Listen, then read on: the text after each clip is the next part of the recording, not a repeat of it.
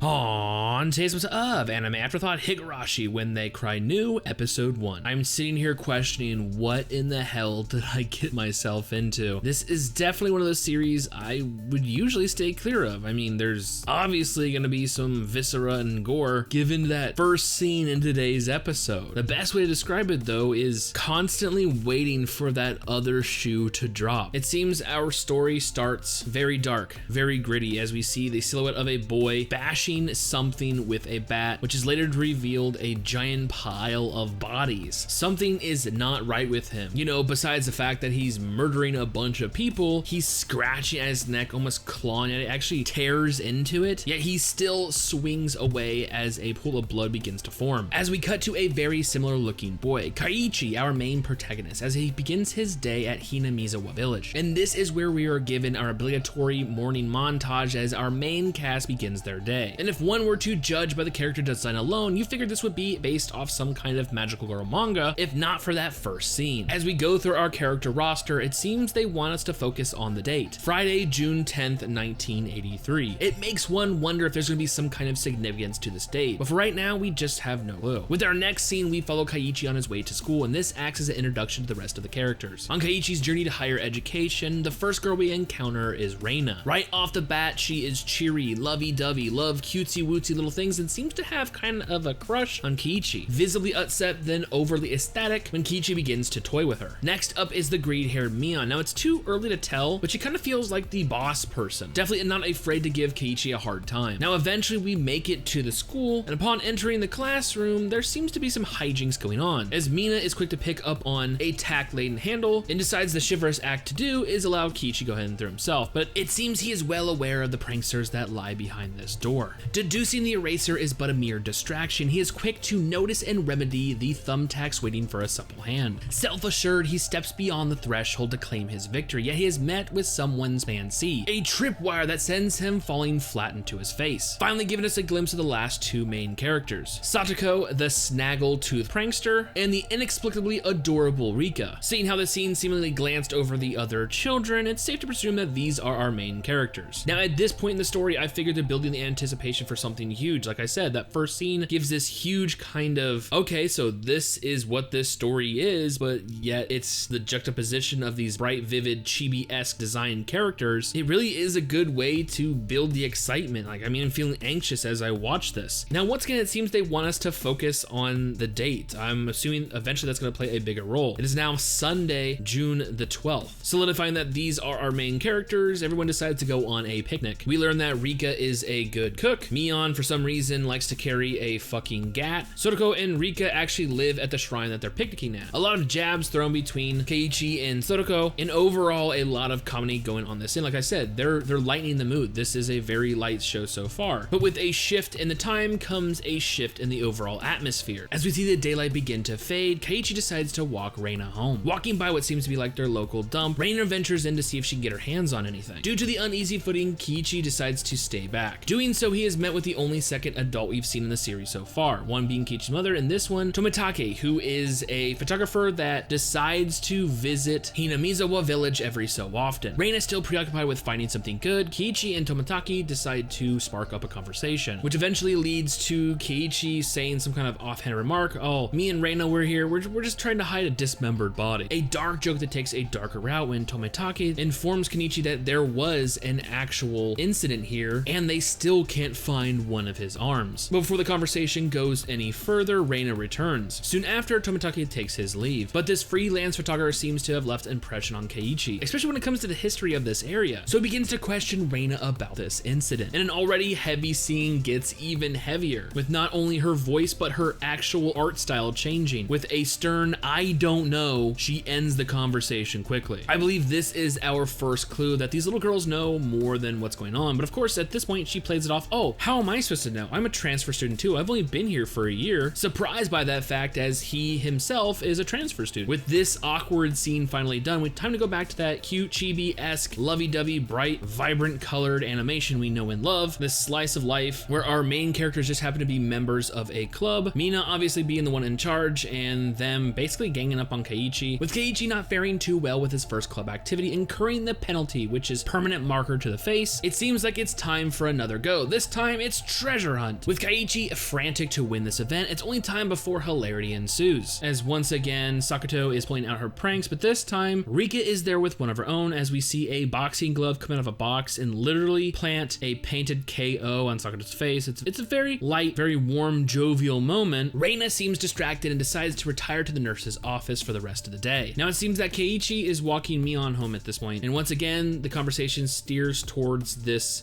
dump area. It was actually a former, or trying to be a former site of, you know, the dam construction. They wanted to put a dam in this area, which would literally flood everyone's houses. So the village fought it tooth and nail, even with everyone doing some shady shit on the opposition. They eventually won. Of course, this conversation eventually leads to Keiichi once again asking, hey, was there ever an assault, a murder, a dismemberment? Like, is there some kind of accident or incident that had in this area? Once again, the voice, the animation changes, and with a stern, of course not, the conversation abruptly ends with the two parting ways. Now, Keiichi earlier made a promise to help Reina out getting one of these, I guess, Kento-kuns, basically a Japanese Colonel Sanders, the statues out of this dump. He heads to this area. Lo and behold, Reina is there already digging through the shit. Now, of course, him being a man of his word, decided to pitch in and actually help. Hey man, I promised you to get the statue out. Let's see what we can do. Of course, that's easier said than done, as a lot of effort is put into this, so much so that he becomes exhausted. Reina said she's gonna go ahead and run home and get some tea, so he decides to stay there and wait for her. As time passes and day slips away, Keiichi notices a stack of old magazines, and going through them, he sees one with Hinamizawa Village on the front cover, talking about a dude that was lynched, murdered, and dismembered. As we zoom out on his shocked face, we see Reina has returned, not with some barley tea like she said, but a giant fucking bladed scythe axe looking motherfucker with a very displeased look on her face. Yeah, that other shoe, I think it's about to fucking drop. But wait, there's more, because there's a post-credit scene which sees, as we zoom even further back, not only do we see Keiichi still looking at the magazine, but now that Reina has even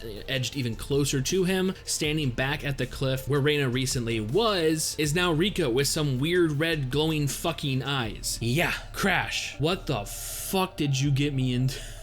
Like, honestly, I can't react to this series because the entire fucking episode, I only said like 20 words tops. Like, what the fuck? Why did she have a pistol? I was constantly waiting for shit to hit the fan, the other shoe to drop. Like, I knew something was gonna happen. That first scene says it all. Like, this is not your Magica Girl manga type shit. Like, these lovey-dovey cute characters, there's some sinister shit happening in the background, and I have a real bad feeling we're gonna get to see it all. Like, ah, shit. Well, you know what? It is October. It's the month of frights. It's gonna be fucking Halloween. So why not usher in the scariest month with a horror anime? You know what? Usually after seeing that first scene, I would fucking drop this like a ton of bricks, but I'm gonna stick this one out. I mean, God, I hope it's not as bad as Another A or Future Diary or fucking Elfen Lied. God, I hope it's not that bad. Anyways, with all that being said, I am kind of curious about this Hinamizawa Village. Whatever happened to that dude at this fucking dump site? Why the fuck is she standing so menacingly behind him with a blade? What's up with the Rika chick and her fucking scarlet looking eyes? Like,